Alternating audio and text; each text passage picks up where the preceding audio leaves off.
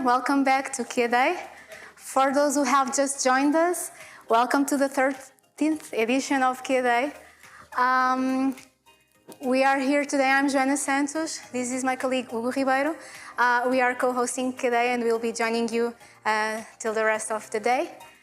It's with great pleasure that we start the third panel of the day with Jonathan Littman leading the panel, Luísa, André, also from California, the USA, I'm sorry, Carolina and Julien. Hugo. Just a note for those who are joining us today and online, joining us right now on the afternoon here in Portugal. You'll have access on our website to our chatbot where you can ask questions to the panel. If we do have time, we'll go through them. Otherwise, we'll go through them at the end of the day. Also, on the website, you have access also for the evaluation server that gives you access to the presentations that you're going to be seeing today. I'm actually going to be sitting on the panel on this one, so I'll leave the stage to you, Joana. Okay, Hugo. Well, actually, the stage will be yours just in 1 minute because we will present a short video with announcements from Quija, so I hope you all like it. And then, please, this stage will be yours. Have a nice presentation. Thank you. Thank you. Welcome. We hope you are enjoying Q Day. Are you ready for our third panel? Let's start with a question. What if I told you that innovation has 10 faces? And each of these faces represents the different characteristics that we can call on to create value in our organizations. Do you know the anthropologist or the experimenter? When are you the director, the set designer, or the storyteller? Can you call on the collaborator or the caregiver?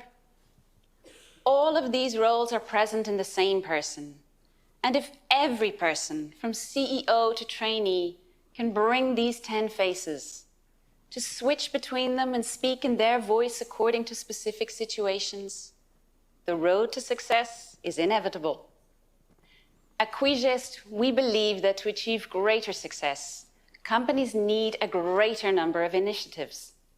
And for that, they need more innovation champions and to shorten the time for implementation of innovations. Is that an impossible combination? Not for Quigest and not for Genio, which allows us, through patterns, to transform an idea into a software solution within minutes and without coding. This morning, we announced the Quigest Co-Innovation Lab, where you will find Genio Incubator with specialized areas and teams 100% dedicated to supporting the creation of MVPs in startups. This innovation from Quigest will allow startups to gain technological autonomy, to cross the technology valley of death, to rapidly evolve their MVPs and incorporate market feedback. To learn more about Quigest's new Genio Incubator, visit our website and talk to quid.bot, our friendly chatbot. Choose the Key Day option, and then I want to take more advantage of Key Day and answer the questions. Next week, we will contact you to send more information and details. My name is Susanna Coughlin, Business Development Manager at Quigest, and I am available to answer all your questions. Just find me at Key Day or LinkedIn. Thank you, good panel, and see you soon. My name is Jonathan Littman. I was born in San Francisco. I'm not an American. I am a Californian. And anyone want to come to California with me? Maybe? I hope. So please raise your hand if you've ever been in love. Just a few of you. Now, you don't have to be in love with the person next to you. Raise your other hand if you've been in love more than once. More than once. More than once. So I am in love with Portugal, and I want to tell you why. I'm going to take you here. This, you might guess, is San Francisco. So let's go. It's not clicking. There we go. So you have a red bridge, Ponte 25 de Abril. We have a red bridge, the Golden Gate, and this is a story of bridges and connecting. So I was first an author, and we just heard about 10 Faces. I happened to write a little book on that topic, and I believe you can be many faces. I wrote books. Has anyone heard of Playboy? Maybe. I worked for Playboy. I did not write about sex. I wrote about sports. And I was lucky because I wrote this book, The 10 Faces of Innovation with IDEO, which is about innovação. It's about the Silicon Valley mindset, getting faster, smarter, and it's personal about what you can do. These are some of the accomplishments of IDEO. The founder of IDEO, David Kelly, was best friends with a guy you might have heard of, Steve Jobs. And so they worked on incredible Apple products. They also worked with Samsung, another giant in this world. They also created the first really cool, discrete, breast pump for mothers and all kinds of products because they are multidisciplinary and they cross-pollinate. These are some of the companies within IDEO. They even have a toy company. And this is this diversity, which I think we need to look for. Who's heard of design thinking? I hope, yeah. So I'm a big believer in design thinking. I think about it all the time, including here in Lisboa. This is the office of IDEO in Palo Alto. Does it look organized and tidy and neat? No. As you say, chaos, right? That's creativity. So here's some of the faces of innovation. You don't have to turn your head sideways, or you can if you want. I originally was just one. I was just the storyteller. But you can learn. And these are the core archetypes, I think. The cross-pollinator, which is really why I'm here in Lisboa today. The anthropologist, the experimenter, and the storyteller. And these were what I used to help found Redbridge, which I'm going to talk about in a minute. Anyone know who that surfer is? He's been on your big waves here. That's Laird Hamilton, one of the best surfers in the world, and he crossed surfing with some other folks to create paddle, or supe, or sup. And women, so creative in fitness, they crossed it to yoga on the water, and men crossed it back to skateboarding. I think this thing will work. There we go. So, experimenter. There's hard work in innovating, and you have to make prototypes. The guy in the middle wanted to clean house because he didn't have a job. That's James Dyson, created a multi-billion-dollar vacuum cleaner with 5,127 prototypes. WD-40 stands for Water Displacement Prototype 40, the best grease in the world, and that's the Egg McMuffin, the first breakfast hamburger, really. I came here in 16, thankfully from EDP and Galp, and what's wrong with this picture? Everyone's wearing suits here in Lisboa, and I'm going to help change that. Steve Jobs did not wear a suit. Okay, I came back for Web Summit, which I adore. I'll be back here in a few weeks. So I've been to these 3 Web Summits, went with my partner and colleague, Susanna Camp, and we wanted to learn about culture. So we went all throughout Europe and Asia. We looked at all these kinds of different places. These are some of the cities we went to. Why would you go to all these different cities? Because innovation is like wildflowers. You've got to get outside of your bubble. One of my favorites was here in Amsterdam, Rock Start. I love this story wall. It's like 12 meters wide that gives their story in a very visual way. Runway, famous incubator in San Francisco, located in the Twitter building almost a decade ago, a good friend of mine, the founder, Alan Young, creative things like an igloo in your incubator, Swiss necks. The Swiss brought everything onto a pier. They had the tourism office, the trade office, the business office, and the incubator for Swiss startups. Very smart to do that. Beijing, the Chinese move fast. It seems confusing, but there's this great speed and creativity there.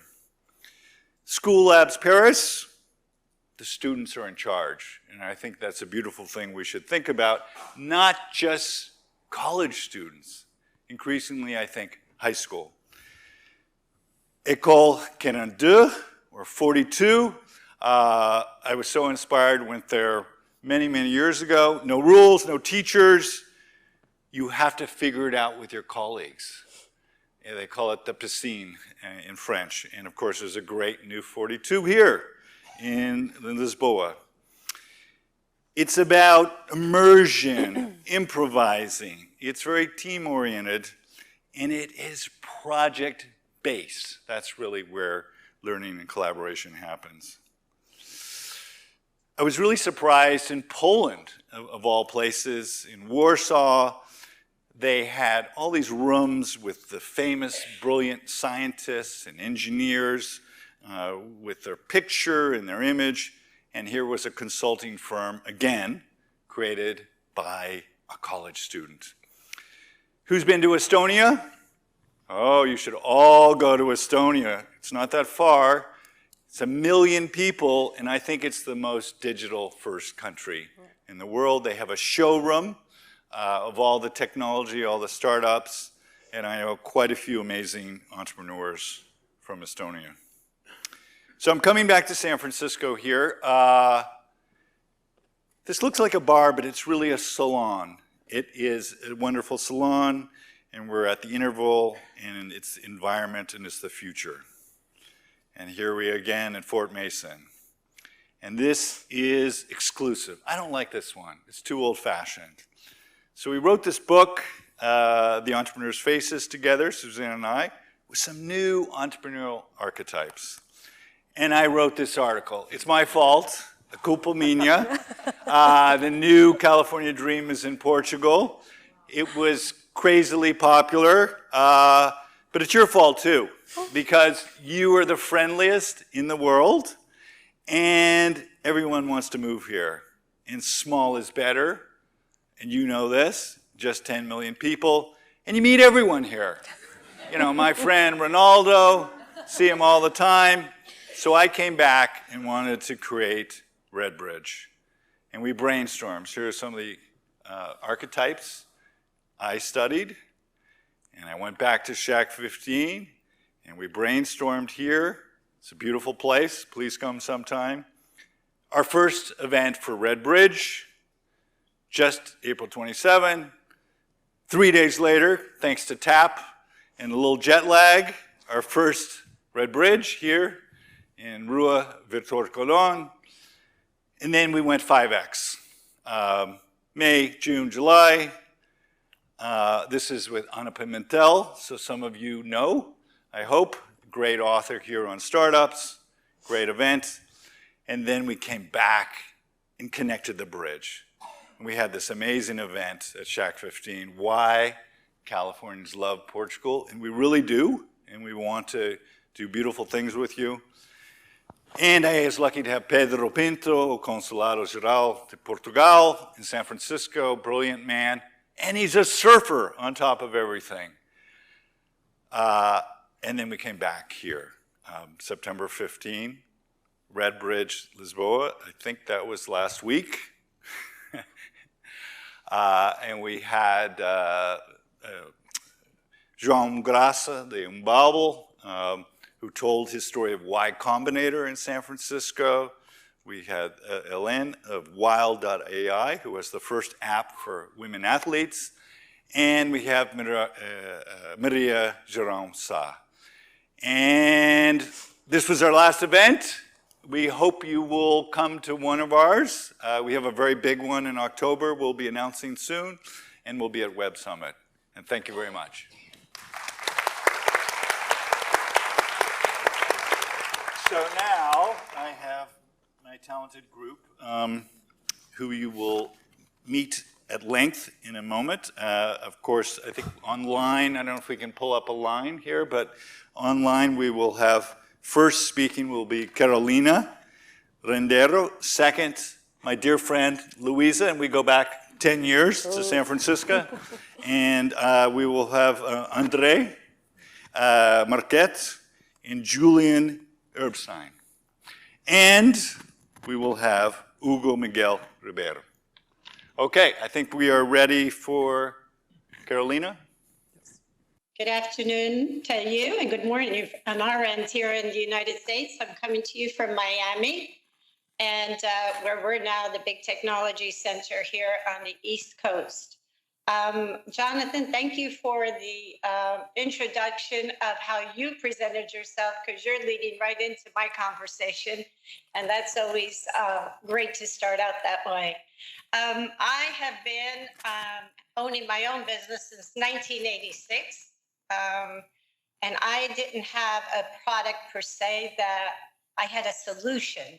All right, so I had come out of the shared workspaces in 1979. Obviously, some of you weren't even born yet, but 1979, when companies started doing shared workspaces back then, known as executive suites. And this was, I think, the first time that I realized, because I had also worked in Lisbon for many years, that it was a need, okay? And when there's a need, these are some of the things I look for when I'm doing startups. When there's a need, you need to find out how to get to that solution for that need, or how can you solve that problem, right? And to me, that problem was trying to create an environment for executives or salespeople, right? And or engineers or lawyers that would feel like they had their own space, but we're not paying for all the add-ons that they would have to have. So that's the concept of that time of the workspace industry. Rose through the ranks there, became the president of our trade association. I have worked myself, my company, in 34 countries over the last 43 years. And I totally and truly enjoy the cultural exchange from the Middle East to Europe to the United States to Asia. I think in Latin America, I think it's so important that we do that we take into consideration right now the diversity of the jobs that we currently have available, but where we're going towards in the future is that we are working with so many different generations in the workforce right now, and some different ideas of how work should be. And it's amazing to see how we have pivoted, okay? I have said since COVID that COVID was excellent for two things: for getting us to really think outside the box, but above that, really taking us to the next level quicker than we would have thought we would have gotten it there, okay? So we were forced to do what we thought was going to take 5 to 6 years, 7, 10 years to reach in a span of 2 years. COVID was also bad for the loss of life that we had, but it also, in that loss of life, we learned how to, and hopefully we learned, and our leaders learned, on how to be prepared for something like this. So the pivoting aspect of when we're doing a startup is you have to be able to pivot, and you have to be thinking out of the box, and you have to be surrounded by people that are like-minded, but also challenge you. Because just because we had the idea as an owner and we're taking the risk, that risk can be really fruitful, or it can be painful. All right. I have had 7 startups over these years, and those 7 startups, I only had 1 failure. But that failure taught me so much. It taught me about partnership involvement. It taught me about insurance. It taught me about having the right people in the right places during a crisis. And so I think that's what you have to also take in mind. It doesn't, your MVP, it doesn't have to be a product per se that is going to be selling, that you're going to sell. It can also be a place, a culture. Right now there's been so much created in wellness.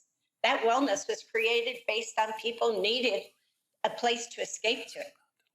So I'm going to go back to the workspace, because I spoke at Web Summit last year on the remote workplace. Remote workplace was not something that was created during COVID. It started way back in the 70s during the shared workspace, when that started. And shared workspace started in 1975 or 76 in the United States. And so with that, I started that conversation at Web Summit for the simple reason because Microsoft was my client in one of my centers in Houston, Texas, okay, when they were creating Sidewalk. So Sidewalk became Google Maps. But they brought 25 employees from Menlo Park to Houston, Texas, to create that product in peace and quiet, away from all the distraction they had in Menlo Park. So that to me was amazing, because it really showed how we can do things remotely. Now, fast track to these last 2 years, a lot of companies were not ready for this. A lot of companies that like to micromanage were not ready for this. A lot of executives that love to micromanage were not ready for this. So yes, there has been a total disconnect. But I think with time, some of those companies realize that they can actually work remotely. But how do you get to that culture, that community that you need to have working remotely? That to me is a challenge. I see it's working in a lot of good markets, but it's also not working in some industries because of the fear of the unknown. So what if that person didn't get that message? Well, we live with this phone, unfortunately, tied around us. Some people have it on their wrists now. I haven't gone that far, and I don't think I will. But I think it's important that when you're doing your product, that you take everything into consideration. And that consideration to me right now, and these are words that are used constantly now: diversity, inclusion, cultural differences, remote workers. How do you put all that together in a complete sentence that makes sense for everybody? I think that's the new onboarding that we have to find. And I think every company needs to do onboarding throughout the term of the year, every year, like every trimester, or do it twice a year, have a program where new workers get more engaged, but your existing workers, the people that have been there the longest, okay, also get engaged. Their input is super important. You have now in the workforce know-how, creativity, entrepreneurial minds, and people that are hungry. I always used to say that I had 84 employees in my centers. I loved people that were hungry to learn, hungry to work, and hungry to just make a difference. And I think we're back to that point again in our day today, that people want to make a difference. That difference does start from within at home. It starts from within in our schools. And I think entrepreneurship should be taught already in the early years of formation, in grammar schools, in high schools, definitely in high schools, and in colleges. I think that you need to have, coming fresh out of these schools, entering college, people with entrepreneurial minds.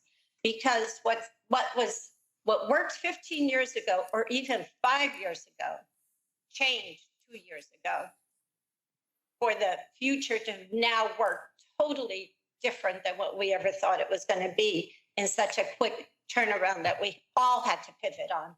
And this is what I think was interesting, is the global pivoting. We all pivoted at the same time, and we all saw where our issues and problems were, where we failed, where some of us succeeded. I think that to us was the largest lesson we learned, and I know we learned here in the United States, on how to do that, how to do it, but gracefully.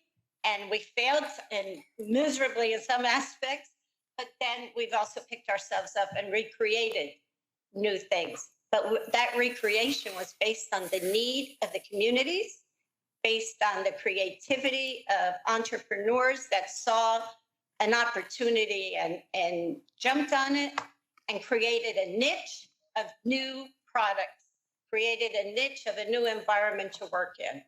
So I'm going to end it here to give us time for more questions at the end. I like doing conversations with people, and I think I kind of sparked some ideas in here right now, but definitely love the aspect of where we're going with this conversation today.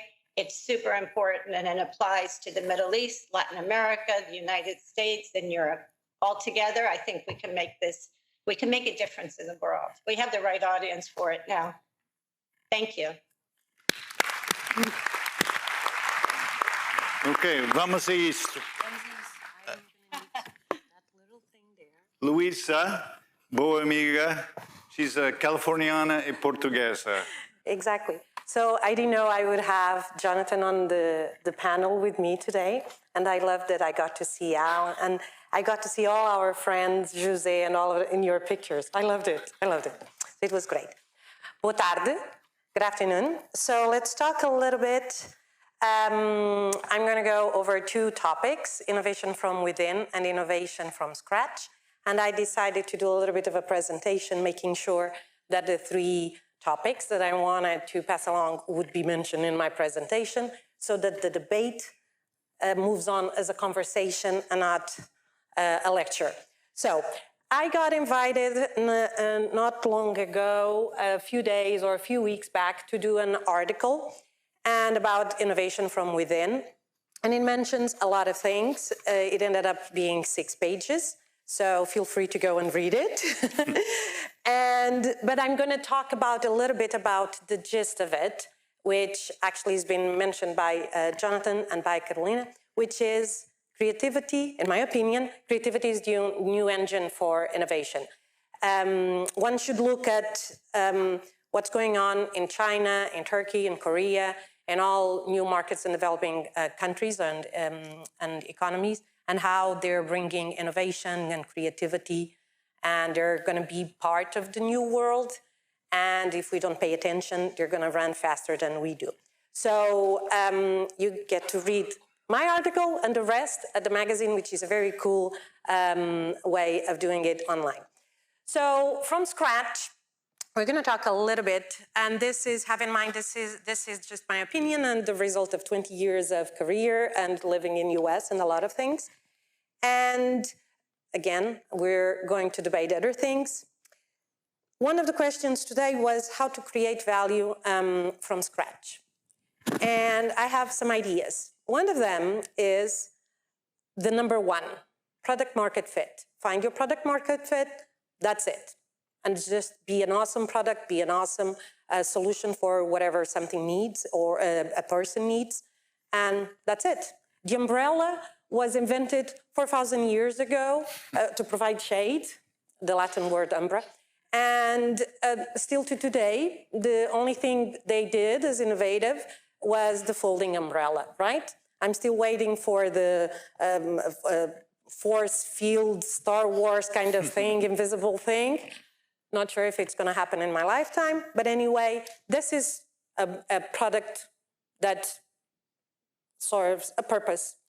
The wheel, the fire, the iPhone, there are other products that kind of were a revolution. And then we have products that somehow fail. We used to have our innovation program in San Francisco, and Google Glasses was one of the major products being launched at the time. They had these amazing offices with windows and pristine views over the Bay Area, and it didn't work. And the case study is well known. Just look it up, read it, learn from the mistakes of others. We don't have to do everything. We can also learn from others. And I would like to leave you an idea that every of my 3 advices are going to have a keep in mind disclaimer kind of thing. Desperation is not innovation. A marketing department or a sales department desperate to put a product out, such as this is a real product that existed, that's not innovation. That's desperation. Please avoid doing that, okay? And I'm from marketing and communication, and I've done it, but I've learned. Second, how to build the first MVP. So here I have a very, very wise suggestion, which is ideate, thus innovate. Ideation, and we have an expert on stage. I did this presentation before I knew you were on my panel. So ideation, design thinking, you need to implement it from day one all the way through validation, all the way through product development, all the way through go-to-market strategy, all the way. Just, we did an event online during the pandemic, and if anyone wants to see it, awesome people talking about how ideation can bring value to startups. Just send me a message and I'll get the link to you guys. So another good way of doing it is prototyping, thus creating. And it's not a typo, it is pre-totype, not prototype. This is based on the concept of Albert Savoia, an amazing, quirky, super intelligent and person that we also worked with in the Bay Area. And he has this concept about tools and ways of putting your product out on the market, testing it, overcoming your assumptions, defying, even before you prototype the product. So he says, do it right, so you build it right. There's a saying that he has, and there's a lot of teachings on the book. Even if you're not doing like a tech product or a product per se, there's a lot of learnings that you can take from this new method and this book. My disclaimer, or my keep in mind, differentiation is not innovation. And it's fine, we need both in the market, okay? We need product spins, we need adaptation of products, that's fine. Differentiation, it's fine. But it's not real innovation. Innovation needs to be something that it's disruptive, that it's creative. Thus, creativity is the way to, or the path, in my opinion, to innovation. So, at last but not least, how to cross the valley of death. And here, no one likes this advice, but in my opinion, and it's the one that I actually consistently see happening, and I do business coaching and strategy for the European Innovation Council for startups, and they all struggle with crossing the chasm and making it happen. You need to do the work. You need to learn. You need to do the math. You need to learn the size of your market. You need to understand your customer. You need to do the work. It's not easy to do it. No one likes doing it. No one likes to do market research. We're all excited. Let's put the product out. Yeah, but it doesn't work.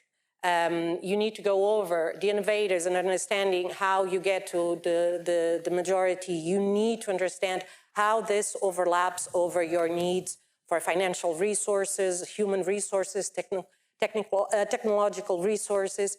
You need almost to overlap all the areas of your business development along with the product development in order to understand where your pitfalls are and where you might need either support or you might need to adjust. So, because sometimes, and this disclaimer is monetization is not innovation. Sometimes you do luck out and sell the product because you're in a niche or because you're in a geographical niche.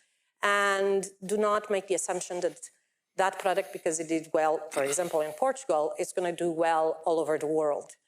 That's not the case. The developed world, we lack a vision of the developing world, which is a huge market. We don't understand, we don't know what India is doing. None of you know for sure the name of one Bollywood star, but they know all the names of our Hollywood stars, right? So they have a vision of our world that we don't have of theirs. So do not make assumptions that the product will do well at a global scale. And at last, this is a suggestion from me to everyone or someone.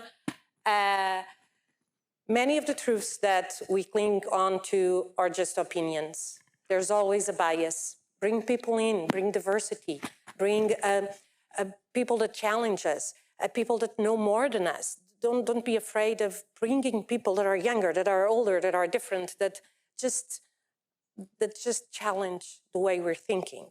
Because at the end of the day, it's just our opinion. I don't believe there is an expert for anything. I believe there are people that have acquired more expertise or more knowledge, but there's no such thing as a full-on expert. And then the greatest teacher, failure is, I really like Yoda, and try and fail, and then learn, and then try again. And that's it. Thank you, Luísa. Fantastic. And now we have André Marquet. Thanks, John. Sure. Thank you. All right. So, great presentation, Luísa. Hope I'm adding something here. All right. So, they asked me to talk about a little bit about a bunch of topics. So, I kind of going to speak about mostly these three. How do entrepreneurs create value from scratch? How to build your first MVP? And how do they cross the valley of death? All right, so you might be familiar with the startup life cycle, right? And the valley of death is just this period where you have no revenue, you are searching for an investor, and like Luísa said, you have no product market fit, right? So you're still searching in very treacherous waters, full of pirates, right? And those pirates are going to get your company, are going to get your startup. You are a few hours, maybe a few days, if you're lucky, a few weeks from going either bankrupt or just giving up or, moving to your corporate life. So you really want to reach product market fit land where you'll get investment and you'll get revenue and eventually you'll grow and who knows, become a unicorn. Now, I want to talk about a sector which I know every one of us is very fond, which is the educational sector, because I think we would be more relatable to this one. So I'm bringing two specific examples of startups that we work with. And of course, educational ecosystem is quite large. So you can think about construction, which is you have to build up the school, and you have to think about mobility. How do you take kids to school and take kids back to home, or the actual educational project? So if you're building a new school like Red Bridge by Jonathan, right, and his team have to think about curriculum and so on and so forth, or the management of the school, paying teachers and so forth. So I'm just going to speak about two startups. One of them, the founder is here on the auditorium as well, Thiago, is tackling construction. And construction is very important because it starts there, right? No schools, and no construction, no schools, no kids, no education. So giving you an example which is very dear to my heart. My own high school, which is very close to here, Liceu Camões, right? Just down the block, was built over a century ago, 1907. The monarchy government bought the plot of land, and by 1910, the school is built, the school is inaugurated. By the way, in the meantime, the king was already dead and they had a new government, the republic was already out. And 3 years later, the school was ready to take new students, thousands of students. Sorry, I'm going to take it out.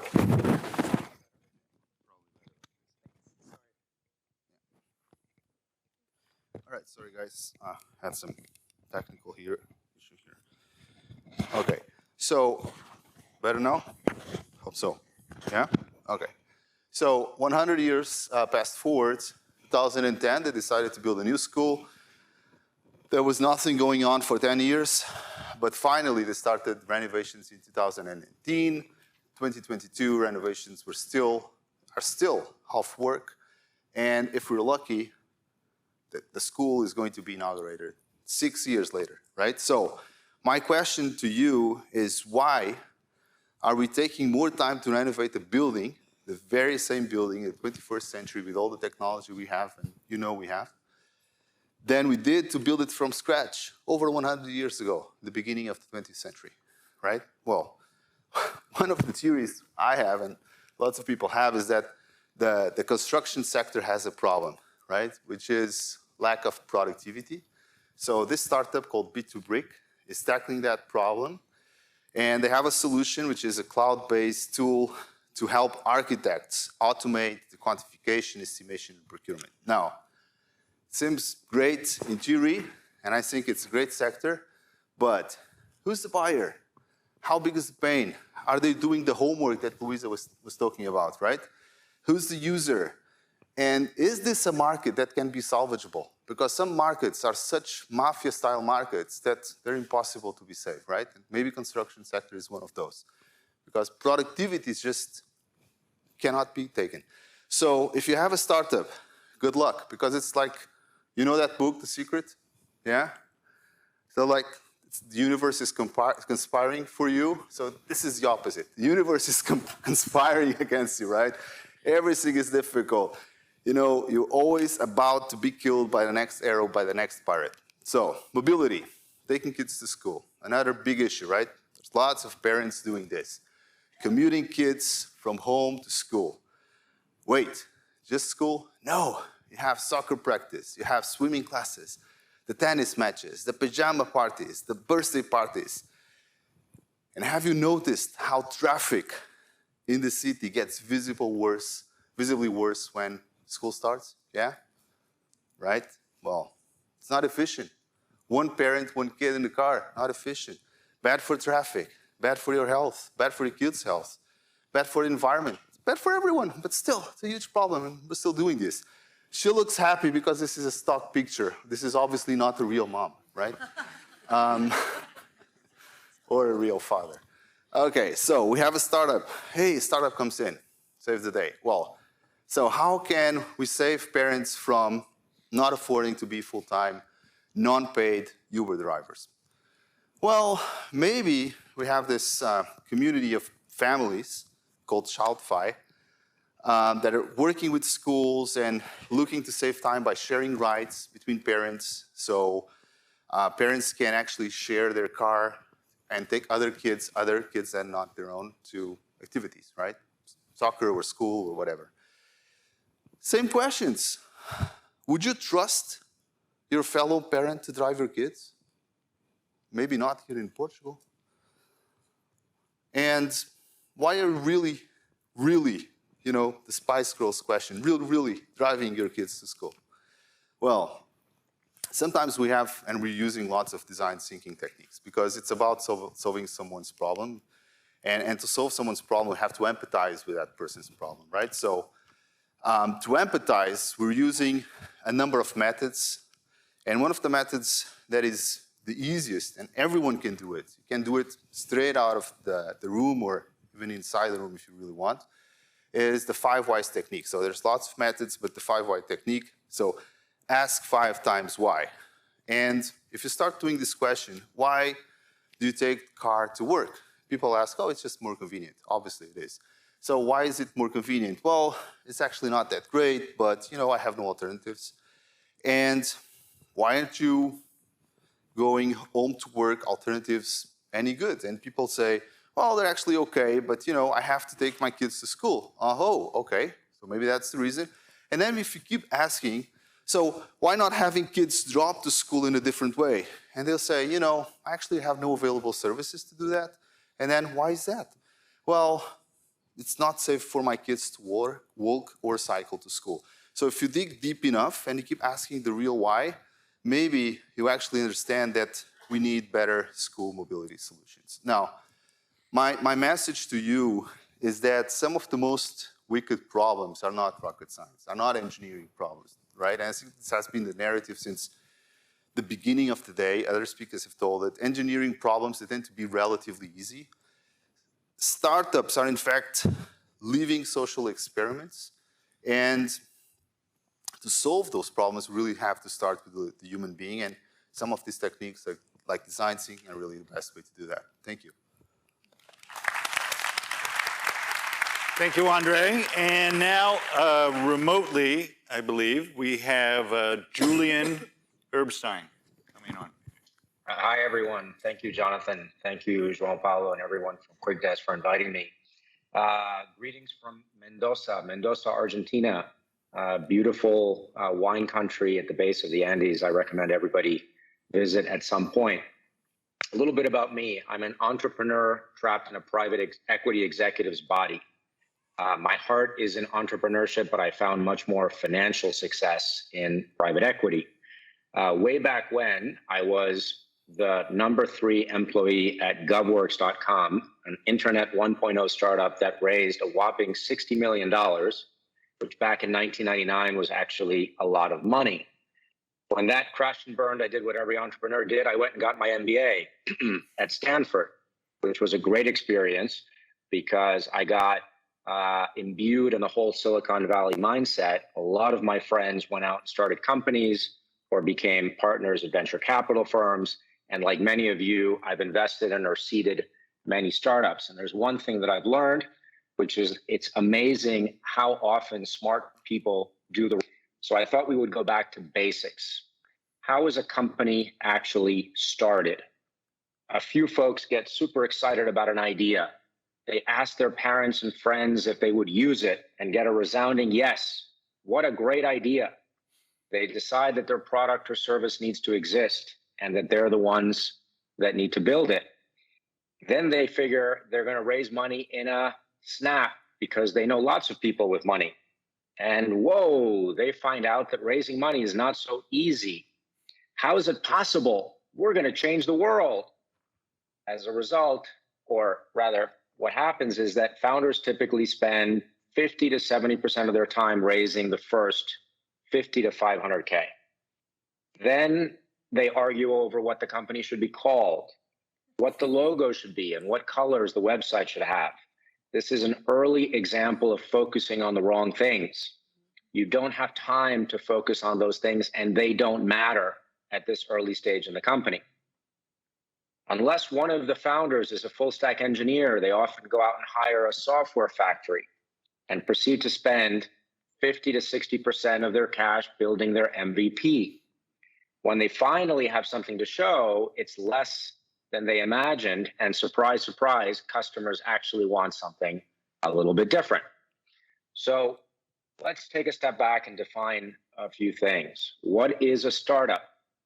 Steve Jobs famously said, people don't know what they want until you give it to them. Y Combinator says, build things that people want. Well, the question there is, what do people want? Or how do you figure out what people want? And what the Lean Startup tells us is build, measure, and learn. The problem with that is the order of those three words. People spend too much time building and not enough time learning. Then they tell us we're going to learn through the MVP, a minimum viable product. What is that?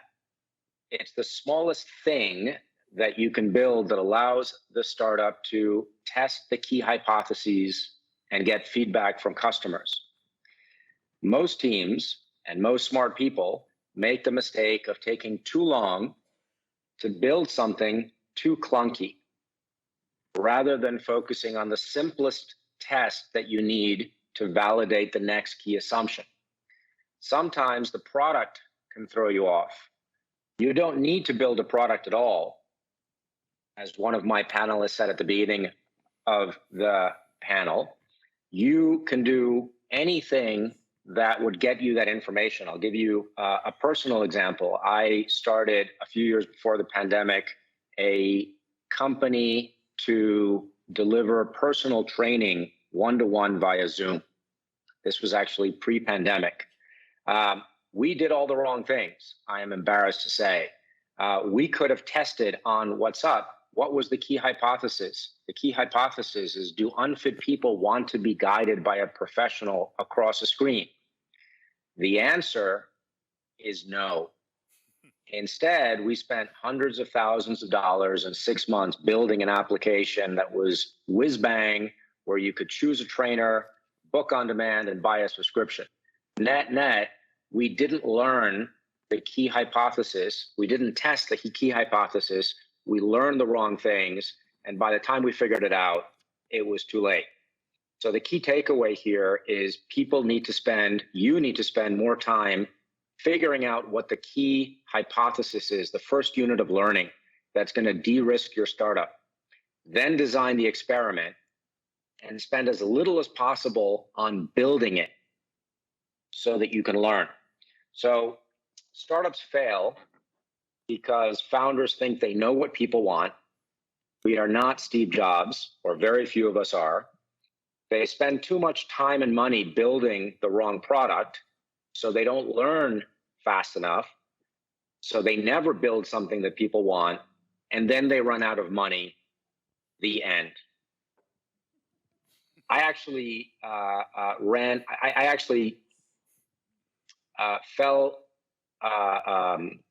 learned about Genio and QuickDesk by accident when I was in Lisbon for the first time a few months ago, and I'm convinced that it can be an amazing tool for founders because it addresses a lot of these concerns or a lot of these issues. It allows founders to focus on learning instead of building. It allows founders to conduct smaller and more frequent iterations so that they can generate faster feedback loops because speed is of the essence. It becomes less important to have a founder who can code or even a technical co-founder at all. And founders can retain both more ownership and more control, so they spend less of their time on fundraising and more on their time on learning. Thank you very much. Thank you, Julien. Wonderful. And now we have Hugo Miguel Ribeiro. Please welcome. Again. We didn't see each other's presentations, but I think at some point we all touch the same points with different views, and I think that's the outtake that we're also going to be having from today's session. And I have two ideas I want to pass by, but before that, does anyone know any of these persons on screen right now? One person. Great. Does it help if I tell you it's Catherine, Dorothy, and Mary?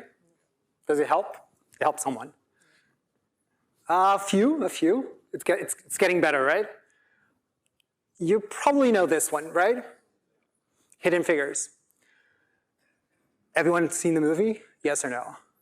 Yeah, more people seen the movie. You actually forgot who it's based on. And they were the first, what at the time they were called human computers, because there was no machine computing. So they were actually doing all, in NASA, all the math by hand. Later on, they actually started the first programs, Dorothy started the first programs of machine computer and moved from actually doing the math by hand and imagining doing the math by hand to calculate the trajectory into going to the moon. It's crazy to do it by hand, right? No one would think in the 70s we'll be doing this. But they actually transitioned from a moment where we did the math from human computers to machine computers, and after that we moved from assembly to other programming languages. And we believe at QuickDesk that we're actually moving from manually coding to modeling. And that sets the theme from what I'm trying to go through today, which is we're trying to have it accessible for everyone to be able to develop digital products and not just IT. And thank you, Julien, just for giving me the beginning of the stage for this. And with that, I have two things that I want to share with you. The first is we are talking about innovation within and from scratch. From within, I want you all to learn a new concept, which is business technologists. If you know it already, great. If not, I think that's my outtake from today. So in-house, we know that we have potential for innovation. So we know that innovation depends on a lot of things, creativity, but at the end, they all lean into people. So we know innovation, it's based on people, and we know that inside of the organizations you have the people that are most committed to the success of that organization. So your employees, your workers, of course you have clients and partners and so forth. But those would be the ones that you should be looking at. And sometimes companies do look elsewhere. They look in consulting companies or external at greater cost most of the times and resources. And sometimes they forget to look within. So they forget to look at their own people and their own struggles and see how they can use. So in-house potential innovation is something that I would want to also start thinking of. And we know that people, from research, even though I hate calling research because research can tell you anything, right? But from research, we know that people feel good, they feel great when they develop something, when they create something. So that's why the rush of, all startups and all things that I've created something. But more than that, we feel valued when that creation is used by a lot of people. I'm extremely, I think it's a lifetime opportunity in my generation and in my case, in my workplace, to be able to say that, for example, I digitally transformed the whole government of Jamaica in terms of HR. How many people that implement HR solutions can say that they went into a government, they redo the whole government, 120,000 employees, 50,000 pensioners, so 170,000 people are using the technology that we built. It gives me great honor to say that I was able to do that. So it's not only that I feel good about it, that I value that as well. And we know that successful innovation also comes, and it's supported nowadays by digital transformation. So digital transformation allows us to have rapid or faster developments. Everyone here lived in San Francisco, most of them. I lived in San Francisco as well for a while. And everyone would say, the biggest joke in the Bay Area was that, I have an idea for an app. And everyone was saying that all the time. They still are. They still are. And they're still creating, so that's also happening. But there are three pillars that we think that are key into this digital transformation. One is having people that are enabled for digital transformation in our organization. So we call them digital champions. The second is the number of initiatives that we have and that we take. So sometimes we think that we have to be very selective in the number of initiatives that we have, most of the times because we don't have enough budget. But sometimes there can be small initiatives that sometimes make a big impact in the end. Sometimes by just having a yes or no button in some applications or systems can make a whole difference to the client. And the second is, and Luísa was mentioning that as well, is the time to market, but also the feedback that we bring back into the solutions or the products that we're developing. So if we can shorten this time, not only the time from the idea until the moment that we place it in the market, so the market fit, but also the time between we read the feedback from our clients and we add it inside of the system. And you can see that. Yesterday, Google Messages for the first time are going to allow you to reply to a message. That has been on WhatsApp, on Telegram, how many years? And so that time to market is also crucial. So imagine, and we're going back to business technologies. So imagine that we can extend our power of creativity within everyone inside of our company and multiplying it by all these initiatives. We would be able to have the greatest success because we will be having a lot of different people being drivers of change. And we believe that this digital transformation, it's not just labor intensive. And we know that we have a shortage on tech people on the market. That's something that even on the panel this morning, it was mentioned from faculties and colleges here in Lisbon, but across the world, there's not enough tech people. And Julien was saying the same thing. I don't have to be a techie guy to be able to have an idea that solves a problem for the market. And I think that's where Quidgest can have a step in and help that process and not be depending on technology, but move from that coding into modeling and have digital solutions that are future ready. They are not just ready for today. And startups can take that, and looking into the second idea I want to send it to you, which was startups and developing our innovation from scratch. Startups can have that and can use Genio as an advantage, not only to cross the value of data, as we've seen on previous presentations, but to have a faster MVP and not spending all that time of creating that app of training online and then realizing that the product doesn't have a market fit or the client's needs are different than we thought, because we thought we knew everything about our customers, but then we realized not really. So being able to use the platform and reduce the time to create an MVP, but also to incorporate that market feedback.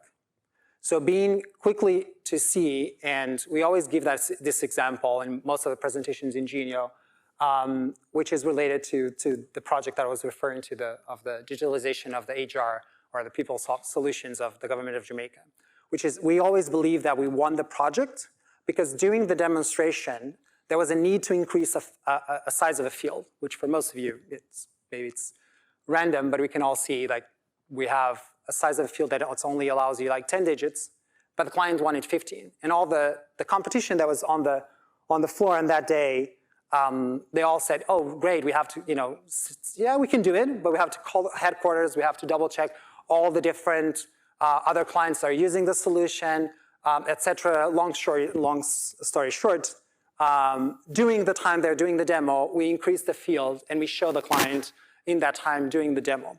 Needless to say that we got that award and we got that contract, and it has passed since 2016 that we have implemented that project. But going back to startups, I think that also we, using the platform, we just can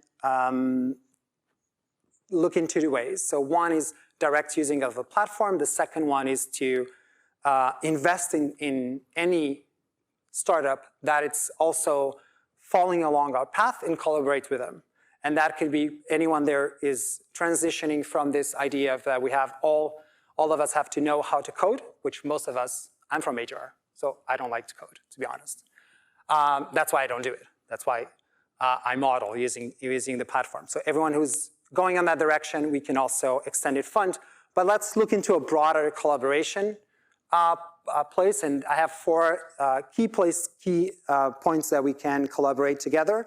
One is startups that want to use the Genio platform, but they want the kickstart. So they want us to be using the platform and using already the capabilities or the solutions or the PBCs that are already developed in the system. And if they already have seed money or financing, they'll just pay a license fee and they will be placed in number one. In case they don't have money, but they still want to develop a product, we're also helping them, and we'll just take a percentage of equity. Or in the case that we're looking at model 3 and 4, startups will use their own, will use Genio platform, build from scratch their MVPs, and either they have license or equity. In both cases, they'll represent in the model 3 or 4. Also, we've just announced today the QuiJess Co-Innovation Lab, where you're going to be finding Genio Incubator. It's also outside. There's a stand if you want to check it out, where we're going to be having specialized areas and teams dedicated to helping up startups that can be part of our Co-Innovation Lab.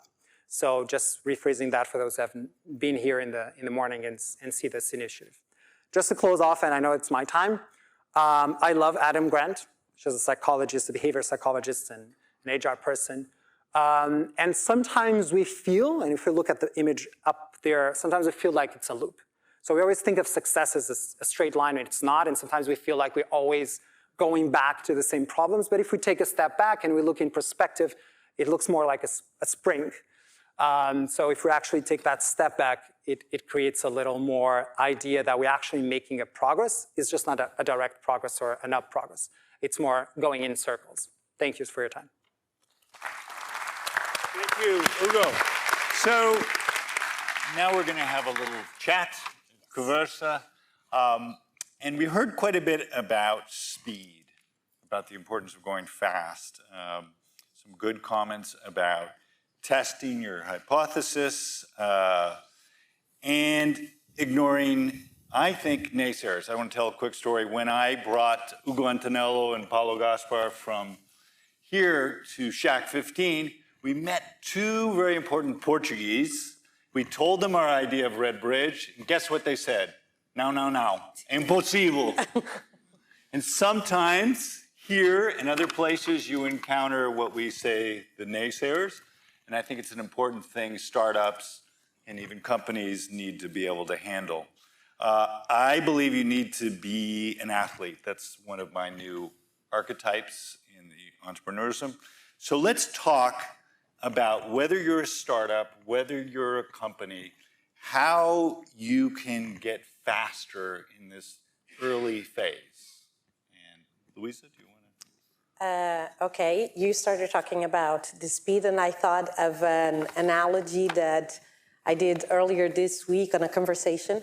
So it may be the first time I'm presenting the analogy. If there's mistakes in it, be gentle with me. So the speed, because we were talking about how to develop product, and yeah, but then assessing the pricing, and there's not enough time, and we need to put it out, blah, blah, blah, blah, blah, blah. And I came up with this as a way to explain it in the military, and I just remembered because I've noticed that we have, thank you for your service, by the way, obrigada pelo serviço. So when I was making a military analogy that in orientation and in competition, for example, the Navy, the Portuguese Navy has orientation competition, and you need to be fast because you need to achieve your goals, etc. But you need to take time to look where you're going. So, and this balance is very, very hard. We need to develop it, but at the same time, we need to be testing, or we need to be doing market research, and there's no success magic. There's no, but this finding this balance between this equilibrium that needs to be achieved in order to achieve it. André, you want to build on that, your thoughts? Yeah, I think for lots of years we were maybe stuck to this narrative of moving fast and break things, right? Facebook style and other companies, motto. And sometimes breaking things is not a good idea. And moving fast per se, it's not necessarily what you want to do. So moving in a more sustained way, I think that's a great example. The SEALs have this saying, just taking the Navy example here, but the SEALs from the US Navy, they have this saying, which is smooth is safe. Well, sorry, smooth is fast, is secure, because the way they do progression, especially in urban warfare, it needs to go in a way that they cannot advance too fast, because if they do, they will be jeopardizing their Great. lives. Our colleagues remote, any quick thought on speed? I'll just add, I think that speed can't be separated from learning. So what you need to do is you need to take smaller bites, run shorter tests, and get a faster feedback loop. Great. I think strategy is important. You have to go in with a strategy before you even go out. And I find at Connect to Global, I get companies that just want to go with what they're doing where they are without a strategy for where they want to go. Hugo, anything to add? I think that we live in a world that is super fast. And I think sometimes to stop and take a step back and check where you are. And if you feel comfortable or not with that velocity. I think velocity sometimes it's okay if you're feeling that's the right way, but it's also okay to stop sometimes. So when you're developing, think about that as well.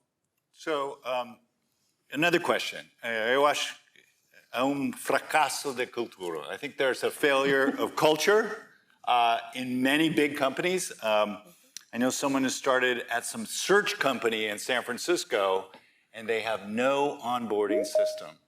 They have no way of bringing someone into the team. And I think this happens with startups too. I think especially during the pandemic, we've lost some of our human skills and collaboration. So how can you imbue culture in either a new company or an existing company? Who starts? Oh, me? Okay. You bring a very good point. During the pandemic, we're talking about ideation and design thinking, and this is a challenge that we've discussed many times before. It should be a priority for organizations to find ways of generate interaction amidst people. And a lot of companies at this moment, for example, are bringing people in, maybe in a remote half, whatever system, and they use the time that the people are at the office for operations, for getting things done. That's not the ideal scenario. The ideal scenario is a company, an organization, a startup needs to promote interaction, promote diversity, as Carolina was saying, bring people in, bring other people from other companies, look for partners, for partnerships, do projects together that serve the same purpose, win-win scenarios, something that we have in the Bay Area. So bring in insight and use the time that the people spend at the organization to create. And I would add, you have to be really creative. Average doesn't work anymore. Average doesn't work anymore. André. My take on that is just something you're also saying, which is taking people from other industries. I'm always so surprised because in my professional career, I see very little of that. Companies, if they're working in financial, they will be talking with financial companies. Exactly. They're working in education. Cross-pollination. There's and surprisingly little, to an extent that you say, it's like, it's not like this problem is just your industry problem. You say here, pensa fora da caixa. Outside. Outside of the box, but in ways that sometimes are very obvious to solve. Excellent. Our colleagues online. Yeah, I'm gonna take a little bit of a contrarian view here. I think culture is a word that's kind of easily tossed about. Mm-hmm. Nobody would argue. I think everybody would agree that you want to be innovative and fast and creative and diverse.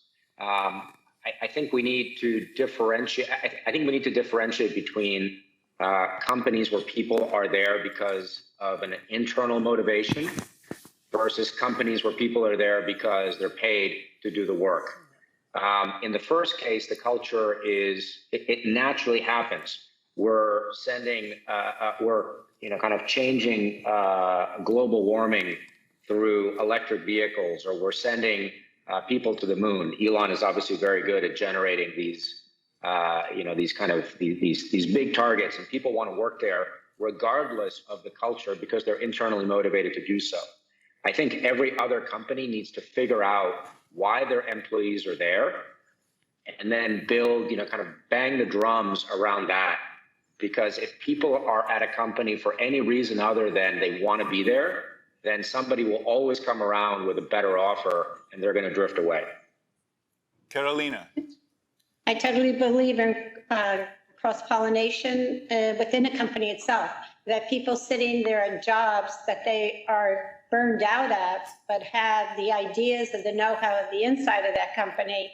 And instead of being, tossed out or neglected, the company needs to look how to repurpose them within. I hate that word, repurposing a person, but how to, retrofit them into what they can do really well. And it's being overlooked because they were hired for one position, when in essence, through the years, they've developed into a better source for other positions. Hugo.